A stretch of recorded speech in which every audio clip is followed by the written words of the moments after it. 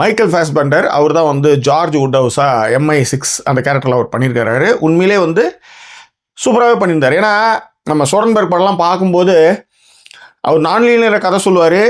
ரொம்ப சினிமோட்டோகிராஃபிலேருந்து கேமரா ஆங்கிள்ஸ்லேருந்து அவருடைய தாட்டும் சரி எல்லாமே டிஃப்ரென்ஸாக இருக்கும். இந்த படத்தில் என்னன்னா எல்லாமே சூப்பர். எனக்கு வந்து ஓஷன் ஃபஸ்ட்டு வந்து சண்டே மண்டே டியூஸ்டேன்னு போடும்போது டைட்டில் போடும்போது எனக்கு ஓஷனில் ஒன்று தான் ஞாபகப்படுத்துச்சு. பட்டு நிறைய பேசுகிறாங்க. கேட்டு பிளான்செட் அவங்க தான் வந்து கேத்ரின் கேரக்டரு, நம்ம ஹீரோவுடைய ஒய்ஃபு. அவங்க மேலே வந்து சந்தேகப்படும் போது அவங்க எங்கேயாவது போகிறான்னா இவர் வந்து அவங்கள வந்து சந்தேகிக்கிற மாதிரி அவங்கள ஃபாலோ பண்ணுற ஒரு நிலைமையெல்லாம் வருது. நிறைய ட்விஸ்ட் அண்ட் டர்ன்ஸ்லாம் இருக்குது. ஆனால் என்னென்னா நிறைய பேசுகிறாங்க. படத்தில் வந்து பெரிய மைனஸாக நான் பார்க்குறது பேசுறது. ஆனால் டெக்னிக்கலாக நீங்கள் பார்த்தீங்கன்னா இந்த படம் வந்து பார்த்தீங்கன்னா சினிமோட்டோகிராஃபி வந்து பீட்டர் ஆண்ட்ரூஸ்.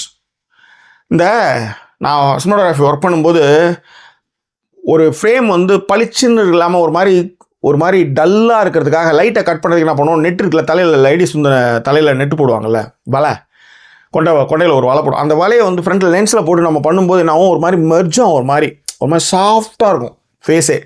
அந்த மாதிரி ஒரு விஷயம் இதில் ட்ரை பண்ணியிருக்காங்க. படம் பாருங்கள். சில இடங்களில் வந்து அதான் இந்த ஆள் வந்து எல்லாமே பரீட்சாத்து முயற்சியாக பண்ணுறதுலாம் அந்த ஆள் அடிச்சிக்கவே முடியாது.